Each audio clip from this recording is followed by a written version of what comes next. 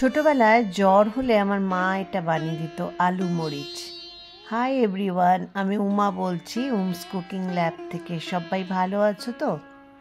ছোটবেলায় না জ্বর হলে মা এই রান্নাটা মানে এই আলু রেসিপিটা আমাদের করে দিত। সর্ষের তেল বা বাটার গরম করে নাও, আর আলুটা সেদ্ধ করে চাকা চাকা করে মানে চোখো চোখো করে কেটে নিলাম, বা ডুমো ডুমো করে কেটে নিতে পারো। তারপর সর্ষের তেল আমি এখানে দিয়েছি, তোমরা ঘি দিতে পারো, বাটার দিতে পারো, সর্ষের তেল। এর মধ্যে আলুটাকে একটু হালকা ভেজে নিয়ে তার মধ্যে জাস্ট নুন আর গোলমরিচ এটা দিয়ে জাস্ট ভালো করে ভাজা হয়ে যাবে। আর আলুটা সেদ্ধ করার সময় গলে না যায় সেটা খেয়াল রাখতে হবে। আর এটা এত ভালো লাগে শরীর খারাপের সময়, এক বাটি তুমি নিয়ে বসো, দেখবে তোমার রুচি ফিরে যাবে। আর আমাদের পিৎজা বার্গারের যুগে তো এখন আর আমরা এসব খাই না, ছোটবেলায় এসব খেতাম।